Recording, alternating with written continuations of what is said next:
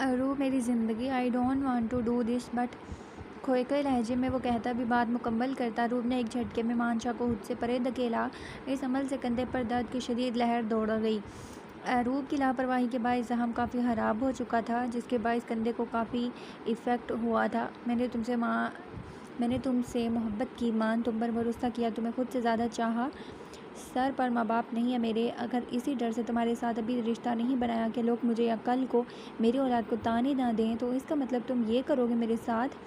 क्योंकि उसे डर था कि साथ वाले कमरे में मौजूद हयात या मौसम उसे और मानशा को उस हालत में ना देख लें, और वो जानना ही चाहती थी कि मानशा के किरदार को कोई गलत समझे। मगर जो मानशा उसके साथ नशे की हालत में करने का इरादा रखता था अरूप, वो भी बर्दाश्त नहीं कर सकती थी। बीवी हो मेरी, मुझे ज़रूरत है तुम्हारी, इधर आओ मेरे पास, वरना मैं आया तो बुरा होगा। अरूप ने नफरत से सर झटका और मानशा को धक्का देकर बाहर निकालना चाहा, मगर अरूप का ये अमल मानशा के गुस्से को हवा दे गया। अरूप की कलाई को अपनी सख्त गिरफ्त में लेते हुए दरेक वो 2 थप्पड़ अरूप के चेहरे पर मारे। मानशा के इस अमल पर अरूप के कान साई साई करने लगे। मानशा से किसी भी चीज़ की उम्मीद कर सकती थी, मगर हाथ उठाने की नहीं। अरूप को नहीं पता चला कब मान ने घसीट कर उसे बेड पर धक्का दिया और कब उस पर झुका। मेरी प्यारी बीवी, वो अरूप के कान के करीब जाकर बोला, तो अरूप होश में आई।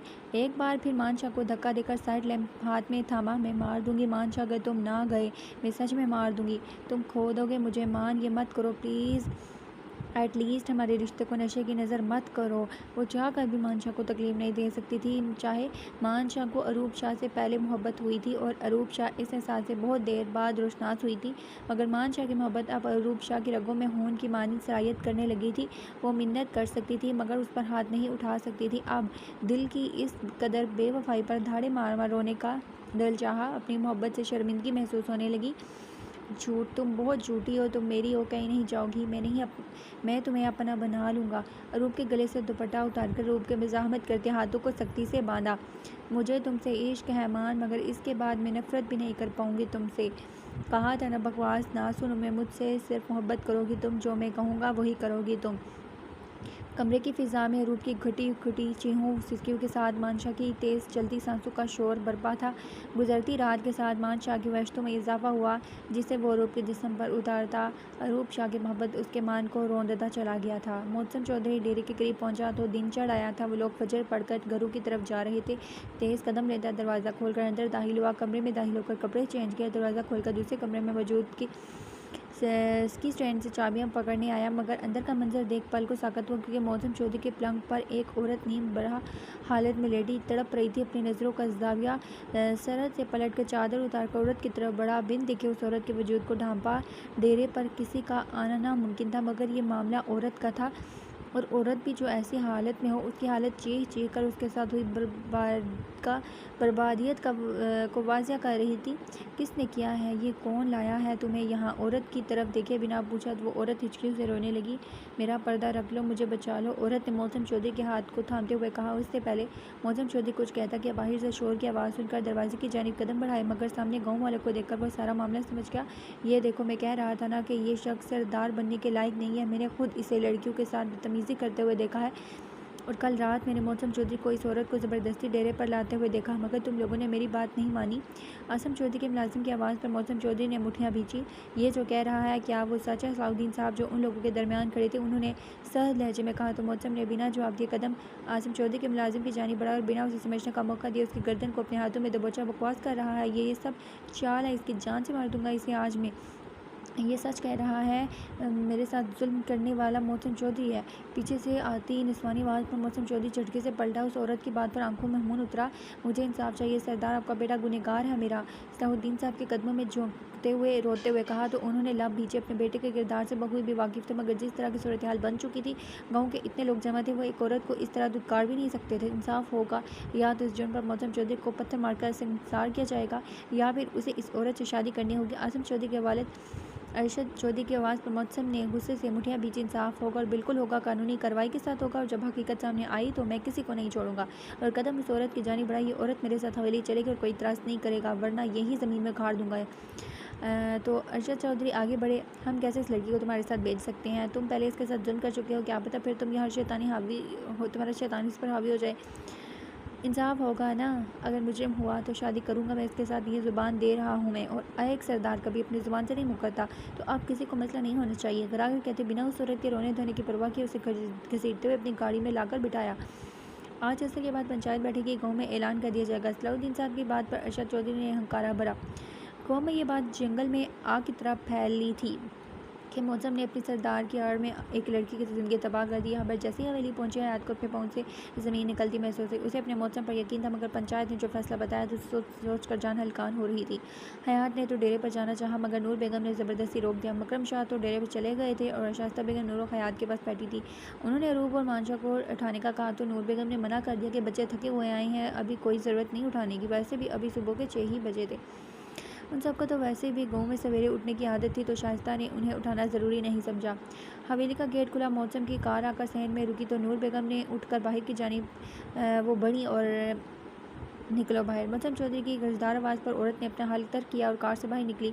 मौसम ने उसका बाजू सख्त गिरफ्त में लिया और तेज़ कदम बरामदे की जानिब बढ़ाए। हयात रो रो कर नूर के कमरे में लेटी नूदगी में चली गई थी। नूर और शाइस्ता के उठने पर हड़बड़ा कर उठी। पहले तो सोए की कैफियत में बैठी रही, फिर बाहर से आने वाले शोर को सुनकर बाहर की जानिब भागी, मगर सामने मौसम को इस औरत का बाजू पकड़ते अंदर लाते देख कदम वहीं मुनजमिद हो गए, आंखें साकत हो गईं। माँ जी, जब तक ये मसला हल नहीं हो जाता, ये औरत आपकी जिम्मेदारी है, कपड़े दें इसे। और इस औरत को नूर की जानिब धक्का दिया। दिल तो चाह रहा था ये जिंदा दफन कर दे, जिसने इल्ज़ाम लगाते हुए अपनी इज्जत का भी ख्याल नहीं किया। जिंदा तो नहीं, मगर बेगुनाह साबित होने के बाद वो जो खाल करने वाला था, वो जिंदा दफन करने से भी बुरा था। जो कल वाले कपड़ों में बिखरे हुए सूजी हुई आंखों से मौसम की तरफ ही देख रही थी। ठीक है पुत्र, अल्लाह तेरी हिफाजत करे और तुझे इस मुसीबत से ज़रूर करके निकाले। इस औरत को मुलाजमा के साथ अपने कमरे में भेजते हुए मौसम ने सर को खम दिया। हयात को था कि नूर इस औरत को वापस भेज देगी, मगर उस औरत को नूर के कमरे में ज़्यादा देख बुरी तरह उसका दिल तड़पा और पलट कर तेज़ कदमों से सीढ़ियाँ चढ़ती ऊपर की जानिब आई। हयात को ऊपर से देख मौसम ने चिल्लाकर उसे पुकारा। बिना कुछ जवाब दिए रोते हुए ऊपर जा चुकी थी वो। मैं आपसे बाद में बात करता हूँ माँ जी। नूर को मैं जवाब देकर एक साथ 2 सीढ़ियाँ फलांगते हुए ऊपर पहुँचा। हयात के दरवाजे बंद करने से पहले मौसम ने दरमियान में अपना पाँव रख दिया। सामने नज़रें रो रो कर हलकान होती हयात के सुराखों पर गईं, जो पूरा जोर लगाकर दरवाज़ा बंद करने की कोशिश कर रही थी। जहाँ यहाँ से मुझे आपसे बात नहीं करनी, दरवाज़ा बंद करने की कोशिश करते रोते हुए इसने चिल्लाकर कहा। तो मौसम ने सख्ती से अपने जबड़े बिछे के झटके से दरवाज़ा खुलकर अंदर दाखिल हुआ और अपने पीछे दरवाज़ा बंद करके वॉशरूम की तरफ भागते हयात को पीछे से अपने हसार में लेकर झगड़ा। मगर मुझे अपनी बीवी से ही बात करनी है और बात के बगैर कहीं नहीं जा रहा मैं, और ना ही तुम कहीं जा रही हो जब तक मैं अपनी बात मुकम्मल ना कर लूँ, अपने हसार में उसे लेते हुए सख्त लहजे में बोला। अब वो फूट फूट कर हयात ने रोना शुरू कर दिया। मौसम चौधरी ने गहरी सांस फिजा के सपुर्द की, हयात को अपने सीने में छुपा लिया। ये क्या हालत बनाई हुई है तुमने हयात, और किस कदर लापरवाह हो तुम। दुपट्टा कहाँ है तुम्हारा, और इस तरह रो कर मुझ पर क्यों जुल्म कर रही हो। अपने हाथों के प्याले में हयात के चेहरे को भरकर डपने वाले अंदाज में राहिर में नरम लहजे में कहा। हयात के होंठों से हिचकी निकली, आंखें सख्ती से मीचकर खुद को मौसम चौधरी की नज़रों से बचाने की कोशिश की। आप इसे क्यों घर लाए हैं मौसम, इसे निकालें यहाँ से, वरना मैं इसका और आपका कत्ल कर दूँगी। कत्ल तो जाने मौसम, तुम मेरा बहुत पहले कर चुकी हो, और बनता तो कब का तुम्हारी अदाओं और तुम्हारी मोहब्बत में ढेर हुआ पड़ा है। मौसम जानता था कि यह नामुमकिन सी बात है। मकसद सिर्फ हयात को इस बात से दूर रखना था, ना ही वो उसे खुद से कुछ दिन के लिए दूर भेजने का फैसला कर रखता था, वरना मानशा के साथ शहर भेज देता, और ना ही उसे इस मसले की वजह से रोता हुआ या परेशान देख सकता था। अब जो भी था वो हयात को भी मौसम के साथ यहीं रहकर फेस करना था, मगर इन सब के दौरान जो वो कर सकता था वो था हयात को रिलैक्स करना, उसे अपनी मोहब्बत का मान बख्शना, उसे अपने साथ का यकीन दिलाना। मौसम अगर पंचायत ने उस औरत से शादी का कहा तो मौसम के सीने में चेहरा छुपाते हुए बोली, मैं जान से ना मार दूँ उसे। मौसम चौधरी से हयात का है, उसके बाद तो वो खुद का भी नहीं, तो तुम्हारे होते हुए किसी और का कैसे हो सकता है। मर जाऊंगी मौसम, मैं नहीं देख सकती किसी और के साथ आपको, प्लीज़ इसे भेजें यहाँ से। चौधरी की जिंद जान चौधरी सिर्फ अपनी हयात का है, मगर तुम्हें मेरी किसी बात की परवाह नहीं हयात। दुपट्टा मैं सर से उतारने से मना करता हूँ, यहाँ सिरे से दुपट्टा ही गायब है। आखिर में दुपट्टा तो हयात को अपनी लापरवाही का एहसास हुआ। अब मुझ पर यकीन है ना हयात, या तुम्हें भी लगता है कि मैं ऐसा कुछ कर सकता हूँ।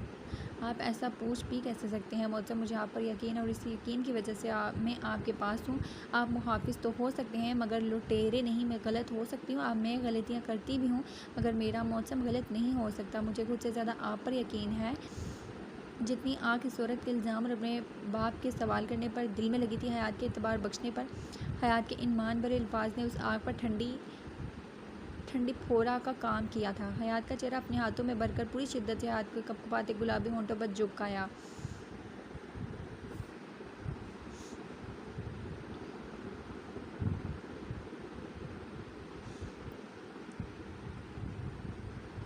चौधरी की जान, ऐसी बातें करके मेरे दिल में हलचल मचा देती हो। मैं तो पहले ही दिलो जान से अपनी सरदारनी पर फिदा हूँ, क्यों इस मामले को और जानलेवा बना रही हो? फिर हयात को समझने का मौका दिए बगैर उसे बाहों में भर लिया। मेरा दिल नहीं कर रहा चेंज करने का, आप दुपट्टा निकाल दें इसमें से बस।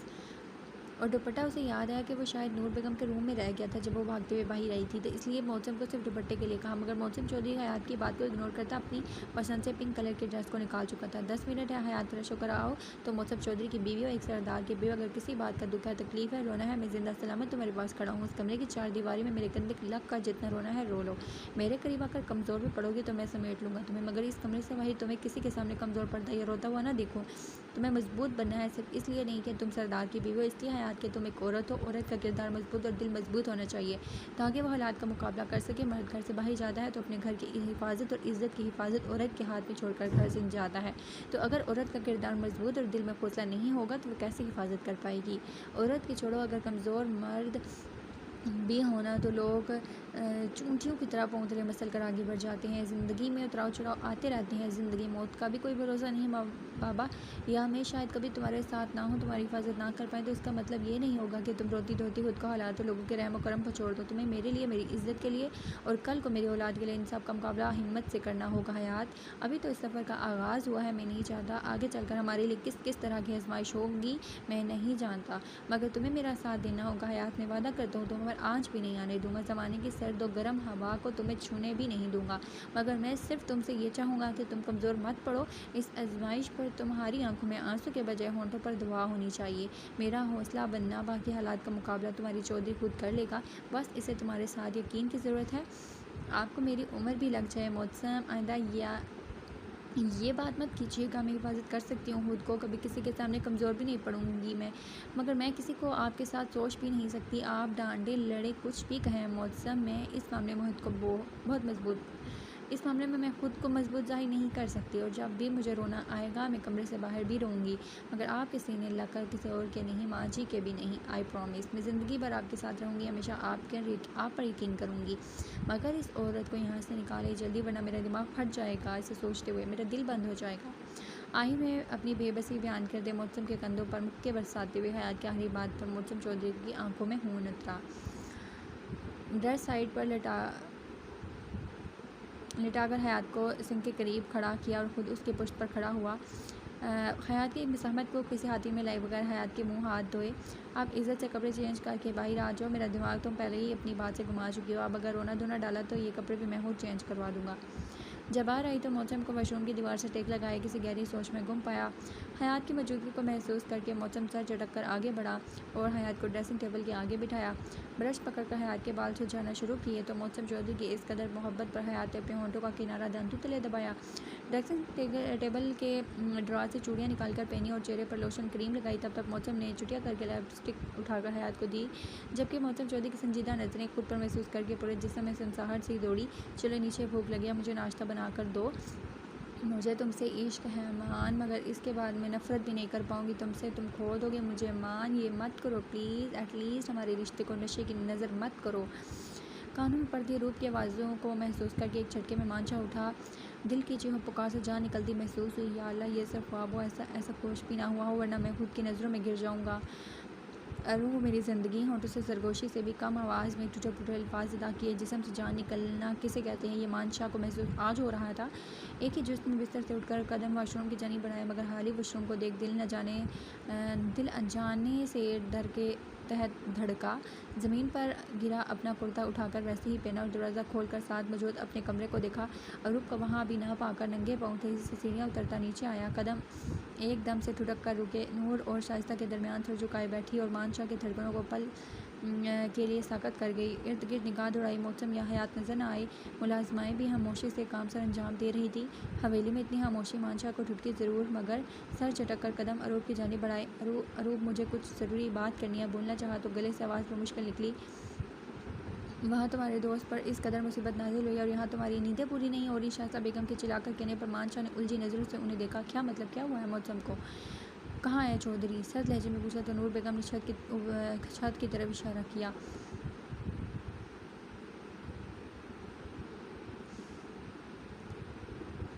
वो जिस बात से डरती थी, जिस बात में मानशाह को रोकती थी, कल वो उस बात को कर गुजरा था और किस कदर बुरे तरीके से उसने रूप शाह के डर को सच साबित किया था। खुद पर लानत बेते बुरी तरह अलग कुचलते पलट कर सीढ़ियाँ चढ़ता छत की जानिब बढ़ा। मैं तुम्हें कभी माफ़ नहीं करूँगी। मानशाह खून के आंसू भी रोगे तब भी नहीं। जबकि अब नूर बेगम और शाइस्ता बेगम अपनी बातों में मसरूफ़ हो गई। मानशाह छत पर आया तो मौसम को छत की दीवार पर टेक लगाए बैठे देख उसके जाने बढ़ा। ये सब मुझे उस काशिफ का किया धरा लग रहा है, या फिर उस आसिफ चौधरी का उसने बदला लेने के लिए किया होगा। मुझे वो काशिफ चाहिए चौधरी, आज रात के रात, और उसके पीछे ये सब करने वाला कौन है वो भी तुम लाकर दोगे या मैं खुद उसके गिरेबान तक पहुँचूँ। वो जानता था मानशाह इससे किस कदर मोहब्बत करता है। मौसम चौधरी पर जान देता है वो, मगर इस वक्त उसके लहजे में जो आग मौसम को महसूस हुई थी वो मौसम चौधरी के लिए बिल्कुल नहीं थी। क्या हुआ है मान, सब ठीक है ना? तुम्हें कुछ कहा था इसने या कोई और वजह है? साले ने सब तबाह कर दिया, मुझे मेरी ही मोहब्बत की नज़रों में गिरा दिया है चौधरी। मेरा दिल कर रहा है आग लगा दूँ सारी दुनिया को और ख़ुद भी इस आग में जलकर राख हो जाऊँ। घिन आ रही है मुझे खुद से। बताओ यार मैं क्या करूँ? ताहिर में लहजा ना मान हुआ क्या है? मुझे बताओ, मैं वादा करता हूँ इस सबके पीछे छुपा शख्स पता भी लगवा लूँगा, मैं उसे वहाँ से बाहर निकाल लाऊंगा। लहजे में आग थी। जबकि मौसम चौधरी को मानशाह के इस अमल ने साकत कर दिया। मैं अपनी मोहब्बत का मुजरिम बन गया यार। मैं उसका मुहाफिज था, उसका मान था, मैंने सब छीन लिया उससे। मैंने अपनी मोहब्बत, उसका मान अपने पाँव तले रोन दिया। मैं खुद को काबू में नहीं कर सका यार, मैं अपने हवासों को काबू नहीं कर सका। मैं कैसे उसका सामना करूँगा, कैसे उसे सफाई दूँगा? वो मुझे छोड़ देगी चौधरी। मैं उसे उससे भी ज़्यादा जानता हूँ। मेरे बगैर चाहे उसे सांस ना आए मगर वो मुझे माफ़ नहीं करेगी। मुझे छोड़कर उसे चाहे दिन रात तड़पना पड़े वो तड़प लेगी, मगर मुझे माफ़ नहीं करेगी। तेरे यार का वादा है तुझसे, मान उन्हें ऐसे सज़ा देगा कि उनकी रूह तक काम जाएगी। तुझे मिली अजियत उनकी रग रग में ना भर दी तो समझी मौसम चौधरी अच्छा दोस्त साबित ना हो सका। वो तो ठीक है, तुम उस औरत को घर क्यों लाए? वही सबके सामने गोली से उड़ा देते ना। इसी तरह के लोगों के सामने अपने किरदार की सफाई देने की कोई ज़रूरत नहीं है। तो मौसम ने एक नज़र उसे देख सिगरेट सुलगाकर मानशाह की जानी बढ़ाई वो और एक खुद के लिए सुलगाकर लब्बों में धाई। वहाँ छोड़ता तो उसे मार दिया जाता और इल्ज़ाम मुझ पर लगा दिया जाता या उसे गायब कर दिया जाता। यहाँ से वो कहीं नहीं जा सकेगी और ना ही कोई इधर आ सकेगा। और रही बात सफाई पेश करने की, तो कभी कभी कुछ चीज़ें हम सिर्फ अपने लिए ही नहीं करते, हमसे जुड़े बहुत से ऐसे रिश्ते होते हैं जिनके लिए ये सब करना ज़रूरी है। मैं मर्द हूँ, वो ज़्यादा से ज़्यादा मेरा क्या बिगाड़ सकते हैं? बिना सफाई पेश किए भी धौन से जमा कर इस मामले को रफा दफा कर सकता हूँ। मगर मानशाह मेरी एक बीवी है, कल को मेरी बेटी भी होगी। मैं नहीं चाहता लोग मेरी बेटी या बीवी को इस बात के ताने देकर कि मैं एक मुजरिम था, औरतों की इज़्ज़त के साथ खेलने वाला था और अपनी दौलत और अहदे की ताकत का ज़म दिखाकर खुद को कसूरवार साबित कर दिया। मैं अपनी बीवी और औलाद को लोगों के सामने नज़रें झुकाता हुआ नहीं देख सकता। और अब तो इसमें तुम भी शामिल हो। रूप की नज़रों में तुम्हारा वही मकाम वापस लाना है जो रात से पहले था। हमें अपने लिए नहीं, मानशाह अपने से जुड़े रिश्तों के लिए खुद को बेगुनाह साबित करना है, ताकि कल को उन्हें हमारे साथ पर कोई शर्मिंदगी ना हो, ना ही उनके दिल में कोई बदगुमानी पैदा हो। असर के बाद पंचायत बैठेगी, फिर वहाँ मैं मेडिकल की बात करूँगा। कुछ और भी सबूत है मेरे पास, ये मामला जल्द हल हो जाएगा। मगर इससे पहले तुम्हें एक बार रूप से बात कर लेनी चाहिए। जिसे देख मानशाह ने इस बात पर सर हिलाया और पलट कर सीढ़ियों की जानिब बढ़ा। रूप अपने कमरे की जानिब बढ़ती, रूप को लहजे में तड़प लिए पुकारा तो रूप के कदम दरवाजे के करीब रुके। तभी मानशाह ने आगे बढ़कर रूप का हाथ थामा और कदम अपने पीछे दरवाज़ा बंद किया। जबकि रूप बिना कोई मज़ाहमत किए चुपचाप बुत बनी खड़ी रही। रूप का हाथ थाम कर उसे सोफे पर बिठाकर खुद उसके कदमों में बैठकर रूप के दोनों हाथ थामे। ऐसे मत करो रूप, मैं मर जाऊँगा यार। तुम डांट लो, मार लो, चाहे जान ले लो, मगर मुझसे बात करो। यूँ चुप की मार मत मारो मुझे। तो अरूप ने हाली नज़रों से मानशाह की आंखों को देखा, जिसे देख मानशाह के दिल पल के लिए धड़कना भूल गया। आंसू का एक गोला गले में अटकता हुआ महसूस हुआ। जिसे तकलीफ में नहीं देख सकता, सबसे ज़्यादा तकलीफ का बायस खुद उसके लिए बन गया था। किस्मत के सदम ज़रीफ़ी पर मानशाह का दिल चाह रहा था कि धाड़े मार कर रोए। उसे नहीं फ़र्क पड़ता था लोग क्या कहेंगे कि वो एक मर्द होकर रो रहा है। उसे तो सिर्फ अपने सामने बैठी लड़की से मतलब था। तभी अरूप ने मानशाह के हाथों से अपने हाथ छुड़वाकर गले से दुपट्टा उतार कर साइड पर रखा। हाथ पीछे ले जाकर जिप खोलकर दोनों कंधों से शर्ट खिसकाई। जबकि मानशाह साकत बना उसकी हरकतों को देख रहा था। अरूप के गर्दन पर जा बजा अपनी वहशतों के निशान देख मान शाह का दिल चाह ज़मीन फटे और ख़ुद को अरूप शाह के शिकवा कर नज़रों से छुपा ले। बहुत तड़प थी तुम्हें अपना हक़ लेने की मान शाह, शायद नशे में होने की वजह से तुम्हें याद नहीं रहा तो मैं याद करवा दूँ। रात बहुत अच्छी तरह तुम अपना हक़ ले चुके हो। अगर कोई हसरत अभी बाकी है तो लो, तुम्हारे सामने बैठी हूँ, पूरी कर लो।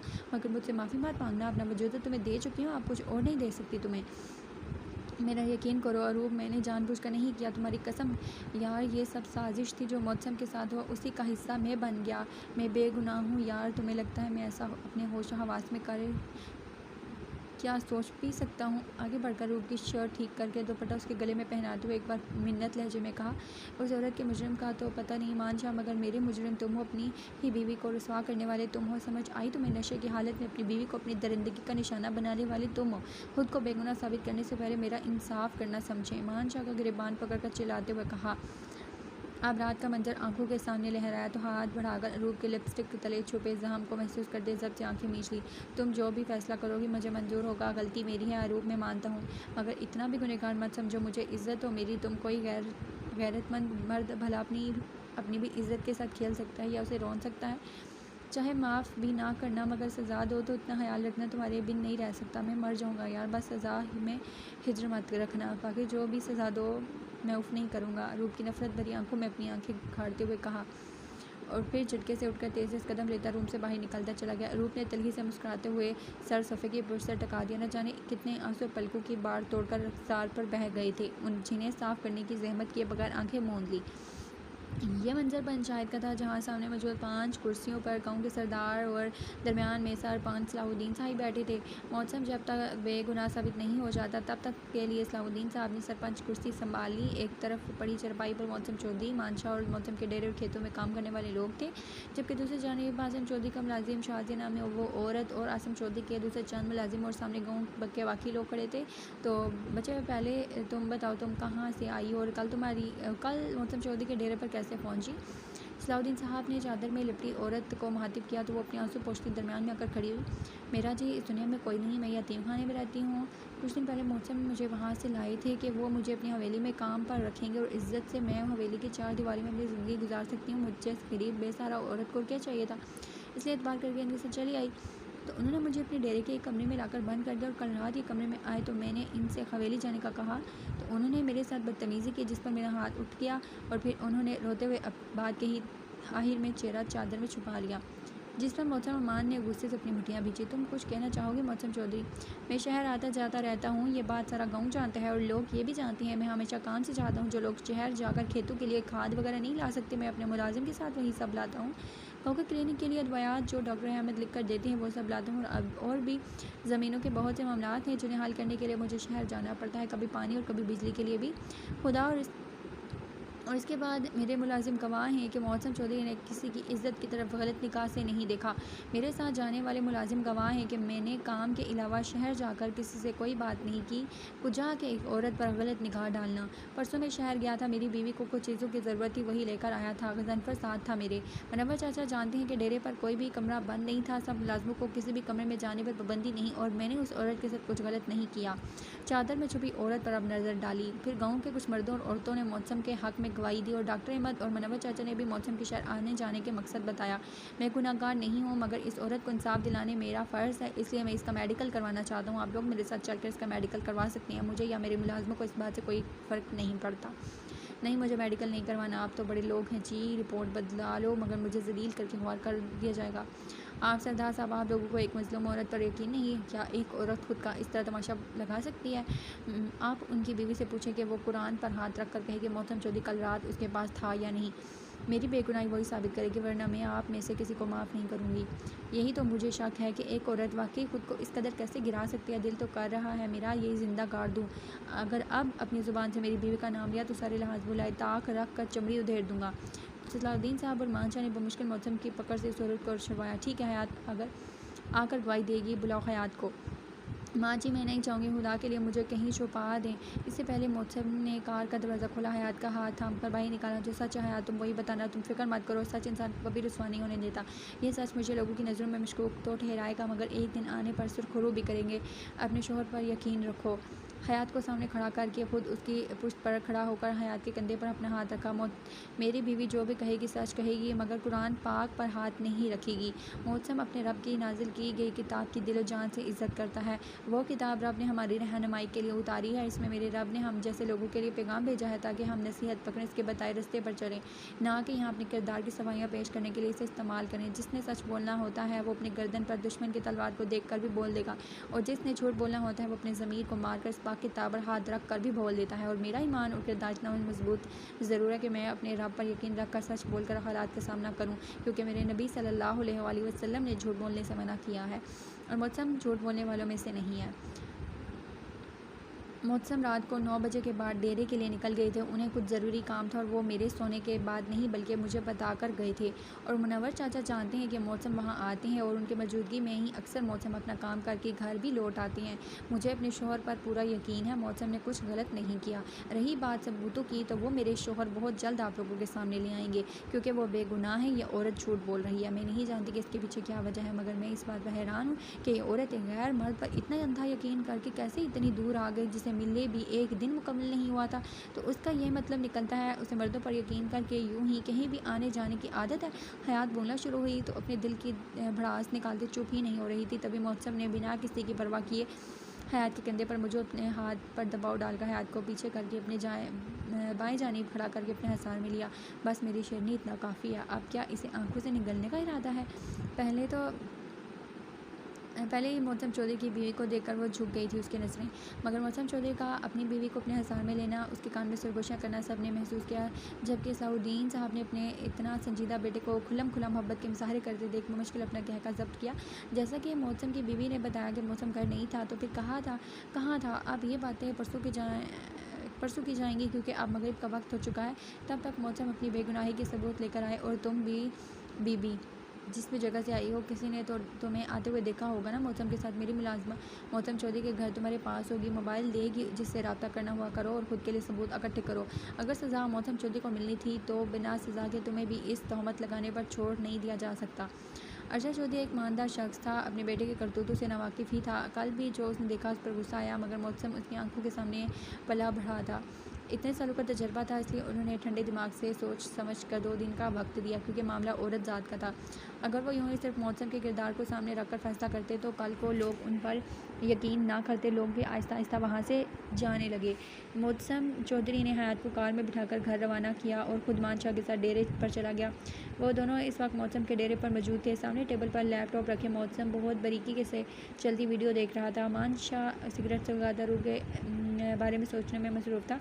वीडियो को USB में सेव करते मोहतसम ने एक निगाह मानशाह को देखा, जो अपने ख्यालों में बुरी तरह गर्क था, और फिर वीडियो सेव करके लैपटॉप बंद किया। क्या बात हुई तुम्हारी अरूब से? किस बारे में बात करूँ? अब बात करने को कुछ नहीं बचा। अब तो माफ़ी और सज़ा का वक्त है। अब तो देखना है वो माफ़ करती है, ये सज़ा देती है, वो फैसला सुना दे, फिर बात भी कर लूँगा।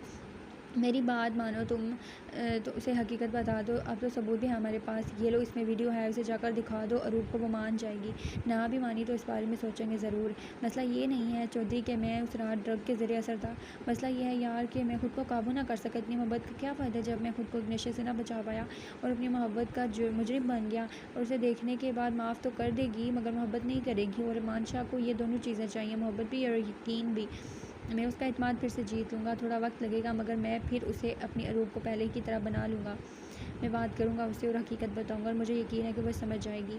पागल है चौधरी तू। अगर उसे पता चला कि ये बात मैं तुझे बता चुका हूँ तो एक सेकंड नहीं लगाएगी खुद को और मुझे ख़त्म करने में। अगर उस रात में ज़िंदा सलामत बचा था तो सिर्फ इसलिए कि वो नहीं चाहती थी कि मेरी या उसकी इज़्ज़त का तमाशा बने। अगर वो मेरे आगे हारी थी तो वजह यही थी कि लोग ये ना पूछे कि उसने अपने शोहर का ये हाल क्यों किया। वो बहुत सेंसिटिव है इस बात को लेकर। तुम्हें बताने का मकसद भी सिर्फ ये था कि तुम्हें पता हो कि तुम्हारे दुश्मन किस किस तरह तुम पर वार करने वाले हैं। मैं ना भी बताता तो जब तुम इस मामले को देखते तो तुम्हें मालूम हो ही जाना था, जैसे उस वीडियो को देखने के बाद हुआ है, जिसमें हवेली और डेरे की CCTV वीडियो थी। और फिर सर चढ़ाकर उसे अपनी जैकेट की जेब में डाला। अब आगे क्या करने का इरादा है? सिर्फ कल का दिन है और ये सबूत भी मौजूद है हमारे पास। ये वीडियो मुझे तो बेगुनाह साबित कर देगी, मगर इससे पहले उस औरत के बारे में इंफॉर्मेशन निकलवानी है कि ये कौन है, कहाँ से आई है, और इस वीडियो में नज़र आ रहे लोगों के खिलाफ कुछ सबूत चाहिए। ये बात तो साबित हो रही है कि काशिफ़ बेकसूर है। उसे सच में चाचा ने भेजा था और फिर उन लोगों ने काशिफ़ का इस्तेमाल करके ये सब किया और वो इस बात से बेखबर ही रहा। मोहतरम चौधरी ने कार डेरे से निकालते हुए कहा, यह मामला हल हो जाए तो सज़ा मैं दूंगा, क्योंकि तुमसे ज़्यादा वो मेरे मुजरिम हैं। मान शाह के साथ लहजे पर मोहतरम ने सर इस बात में हिलाया। वो दोनों हवेली पहुँचे तो सब डाइनिंग हॉल में मौजूद थे। हयात मुलाजमा के साथ किचन में मसरूफ़ थी, जबकि मकरम शाह और सलाहुद्दीन साहब पंचायत की बातों में मसरूफ़ थे। और मोहतरम चौधरी अपनी अजरक उतार कर हमेशा की तरह हयात की कुर्सी पर रखी। मान शाह ने हजरत भरी निगाह अरूप के चेहरे पर डाली। उसके करीब कुर्सी पर बैठकर चूर नज़र से अरूप को देखा, जो सफ़ेद रंग की शॉर्ट फ्रॉक पहने और चूड़ीदार सफ़ेद ही पजामे में थी। मान शाह के दिल को बेचैन कर गई। वो तभी हयात किचन से बाहर आई, जिसे देख मौसम के मूँछों तले अनाबी होंठों पर मुस्कुराहट आई। टेबल की सरवराई कुर्सी पर सलाहुद्दीन साहब, उनके सामने मकरम शाह और दाएं जानिब मोहतरम चौधरी बैठा हुआ था, जबकि मोहतरम के सामने मान शाह के साथ अरूप और अरूप के बाएं जानिब हयात खाने में मसरूफ़ थी। हयात पानी दो मुझे, मोहतरम चौधरी के सख्त लहजे पर हयात ने नज़र झुकाए उठकर पानी का गिलास उसे दिया। इस दौरान मोहतरम के साथ नज़रें खुद पर महसूस करके हयात को अपनी जान निकलती महसूस हुई, मगर हिम्मत करके अपने चेहरे पर संजीदा तासरात सजाए रखे। पानी डालकर दो। अब फिर वो दोबारा उस कुर्सी पर आकर बैठी, जबकि हयात के सर्द रवैये को देख मोहतरम का खून खोल रहा था। 2 घूंट पानी पीकर पटकने के अंदाज में गिलास टेबल पर रखा। सलाहुद्दीन साहब ने घूरकर मोहतरम को देखा। अगर तोड़फोड़ का इतना ही शौक हो रहा है तो बाहर जाकर अपना सिर दीवार में मारो, मगर यहाँ ये ड्रामे करने की ज़रूरत नहीं है। सलाहुद्दीन साहब को पहले ही मोहतरम पर गुस्सा था कि वो क्यों रात को डेरे पर जाता था। अगर जाता था तो घर वालों को इस बात से बेखबर रखता, इसलिए उन्होंने हयात की क्लास भी ली, क्योंकि मोहतरम चौधरी की बात पर पर्दा डाला। अगर उन्हें पहले इस बारे में कुछ मालूम होता तो वो भी पंचायत में कुछ कह सकते, मगर यहाँ तो उन्हें किसी बात की खबर नहीं थी। अब इसी बात पर हयात का भी मुँह फूला हुआ था। सलाहुद्दीन जानते थे कि ये गुस्सा हयात को ही दिखाया जा रहा है। शोहर सुबह से गया, इस वक्त भूखा घर आया है, मगर उसे परवाह नहीं। पानी डाल कर दे, खाना कौन निकाल कर देगा। सलाहुद्दीन साहब की बात को नज़रअंदाज करते, कोई ज़रूरत नहीं, बैठो तुम कहाँ के नवाब लगे हो, ये सामने सब मौजूद है, डालो और खाओ। अगर खुद ये जहमत नहीं कर सकते तो ना खाओ। बेटी हमारी मुलाजमा नहीं दी तुम्हें, एक तो तुम्हारी वजह से पहले वो परेशान है, अब बिला वजह की धो से मार उस पर साबित क्या करना चाहते हो तुम। सलाहुद्दीन साहब के गिरज के कहने पर हयात को अपनी टांगों से जान निकलती महसूस हुई। नहीं बाबा, मेरी गलती है, मुझसे भूख बर्दाश्त नहीं हो रही थी तो मैंने अपना खाना शुरू कर दिया और मोहतरम को देना भूल गई। अपनी से कुर्सी से उठकर उसके करीब गई और चावल मोहतरम की प्लेट में डाले। रहने दो तुम, वरना 2 दिन बाद इस बात की पंचायत बिठा देंगे कि मैंने उनकी बेटी को अपनी मुलाजमा बना लिया। मैं खुद से कर लिया करूँगा अपना काम, तुम्हें करने की ज़रूरत नहीं है, तुम बस अपनी बेटी होने की जिम्मेदारियाँ निभाओ। और जबकि मोहतरम चौधरी के इस कदर शदीद रद्द अमल पर हयात की आंखें नम हुईं। एक तो आजकल उसे वैसे ही बात पे गुस्सा आ रहा था, अजीब चिड़चिड़ापन महसूस था और बेवक्त भूख ने उसे अलग परेशान किया हुआ था, और अब मोहतरम चौधरी की नाराज़गी का सोचकर फूट कर रोने का दिल चाह रहा था। हयात बैठकर खा लो, कुछ नहीं कहते भाई तुम्हें। और उसकी नरम आवाज़ सुनकर मानशाह का दिल बेसाख्ता धड़का और चोर नज़रों से सलाहुद्दीन साहब को देखा, जो खाना खाकर मकरम शाह के साथ बाहर जा रहे थे। तभी हयात झटके से उठी और किचन में गई। मोहतरम के लिए खाना गर्म करके ट्रे में रखा और गहरी सांस भरी। क्या ज़रूरत है भाभी सर फिरे चौधरी के नखरे बर्दाश्त करने की एटीट्यूड दिखाएं, तीर की तरह सीधा हो जाएगा ये। जो जानतों की नुमाइश करते से ही देख रहा था। अब नहीं तो ये मेरे लिए है, यहाँ गर्मी बहुत है ना, तो मुझसे खाया नहीं जा रहा। मानशाह का जवाब सुने सर फट वहाँ से भागी वो। हयात की स्पीड देख मानशाह का कहका गूंजा। अपना खाना खाकर रूप उठकर जाने लगी। मानशाह ने रूप की कलाई थामकर उसे रोका। हाँ छोड़ो मेरा मानशाह, नाराज़गी जताओ रूप, मगर अपनी नफरत दिखा दी। आंखों को काबू में रखो, तुम्हारी आंखों में सिर्फ अपना आग से और अपनी मोहब्बत के जुगनू देखना चाहता हूँ। इन सब नगीनियों में अगर मुझे नाराज़गी के अलावा नफरत दिखी तो तुम्हारी उन खूबसूरत आंखों को निकालते हुए मुझे कोई अफसोस नहीं होगा। जिन आंखों में मेरा आग ना हो, मेरे लिए मोहब्बत ना हो, तो उनमें मेरे लिए नफरत भी नहीं होनी चाहिए। और अगर नफरत दिखी तो वो आंखें ही नहीं रहने दूंगा। मुझे लग रहा है आज भी नशे में हो, जो यूँ बहकी बहकी बातें कर रहे हो। रूप के जाने के बाद मानशाह ने मुश्किल अपने इश्ताल पर काबू पाया।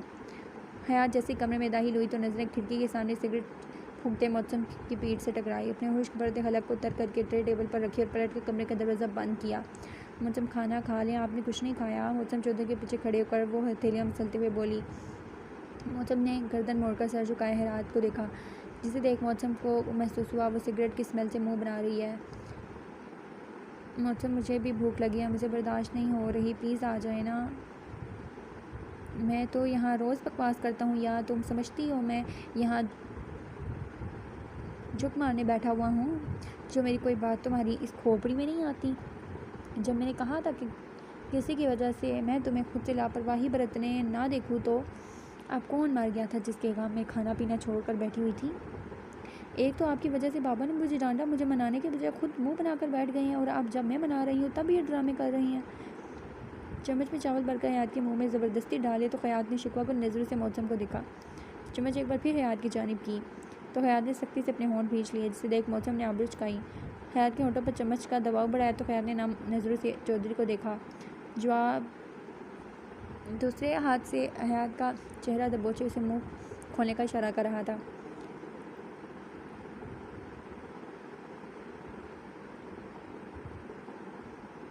मौसम चौधरी ने अपने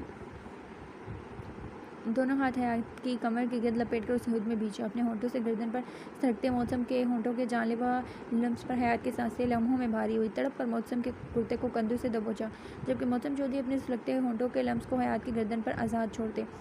मौसम पीछे हटे, मेरा दम घुट रहा है। तुमसे दूर रहकर मुझे भी अपनी सांसें रुकती महसूस हो रही। ज़िंदगी, अभी तो तुम मेरी दस्तरस में हो, मेरे इतने करीब के जब चाहे हाथ बढ़ाकर तुम्हें खुद में छुपा लूँ, मगर फिर भी ये दिल है कि सिरा भी नहीं होता। हर बार की कुर्बत मेरी तशनगी को बढ़ा देती है। जब तक तुम्हारे सांसों को महसूस ना कर लूँ, सीने में धड़कते दिल को करार नहीं आता।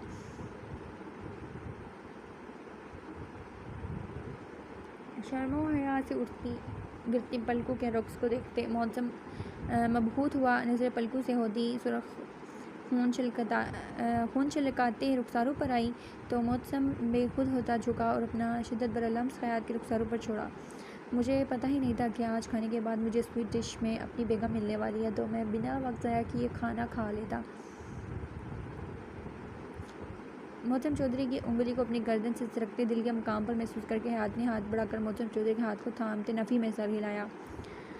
वजह पूछ सकता हूँ मैं तुम्हारी इस मज़ाहमत की? एक बात कान खोलकर सुन लो हयात, में हमारे रिश्ते को तुम्हारी किसी बेवकूफ़ी की नज़र नहीं करने वाला, और ना ही तुम्हारी फजूल से मज़ाहमतों की वजह से तुमसे दूर रहने वाला हूँ। इस मामले में ना तुम्हारी चली है और ना ही चलेगी। मेरा जब दिल चाहेगा मैं तुम्हारे करीब आऊँगा, जब दिल चाहेगा सारे फासले मिटाकर तुम्हारे जिस्म से रूह में उतर जाऊँगा। मौसम चौधरी के खतरनाक इरादे महसूस करके हयात की जान निकलती महसूस हुई। चूर निगाहों से मौसम के चेहरे को देखा, जो हयात को बेड पर लेटाता अपना कुर्ता उतारकर सोफे पर उछाल चुका था। कमरे की लाइट्स ऑफ करके साइड लैंप ऑन किया। हयात के करीब नीम दराज होकर हयात की कमरे में बाजू लपेट कर हयात को अपने सीने पर गिराया। और अगर मैं आपसे नाराज़ हूँ फिर जाने चौधरी, मेरे पास तो नाराज़गी दूर करने का भी यही तरीका है। तुम दिल खोल कर नाराज़ हो, शिकवे करो, बस ये याद रखना चौधरी, इस तरह तुम्हारी करीब होकर इस नाराज़गी को ख़त्म कर देगा। फिर मुझे लग रहा है मेरे पाँव से जान निकल रही है। कुछ नहीं हुआ जाना, सब ठीक है, बल्कि बहुत ज़्यादा ठीक है। मैं तुम्हारे लिए कुछ लाता हूँ ताकि तुम्हारा दिल ख़राब ना हो। किचन में आकर हयात के लिए जूस, उसके फेवरेट चॉकलेट्स और कुछ फ्रूट ट्रे में रखकर कदम बाहर की जानिब बढ़ाया, और फिर कुछ याद आने पर जल्दी से पलटा और फ्रिज में पड़ी रसमलाई और आइसक्रीम भी हयात के लिए रखी। जबकि ये सब करते हुए मौसम के होंठों पर दिलकश मुस्कुराहट थी। वो घर डॉक्टर को बुला सकता था, मगर गाँव में सिर्फ एक ही क्लिनिक था जहाँ मेल डॉक्टर होता था। हयात की कभी जो तबीयत ख़राब होती थी तो मौसम से शहर फीमेल डॉक्टर के पास लेकर जाता था, और जो आज कल हालात चल रहे थे, चौधरी की कोशिश यही थी कि किसी को इस बात के बारे में मालूम ना ही हो तो बेहतर है। वो नहीं चाहता था कि कोई मौसम से दुश्मनी करते हयात को इस सब का निशाना बनाए। मौसम चौधरी कमरे में दाखिल हुआ तो हयात को नढाल देख उसे अंदाज़ा हुआ कि वो फिर से वोमिट उसे हुई है। चौधरी की जान बस इतने में ही थक गई हो, अभी तो पता नहीं कितना तंग करना है इसने। आप हैं ही मेरी सेहत के दुश्मन, आपकी ही नज़र लग गई है और आप फिर कह रही हैं कि उसने और तंग करना है। चॉकलेट उठाकर खाते हुए कहा तो मौसम चौधरी ने बमुश्किल अपना कहकर ज़ब्त किया।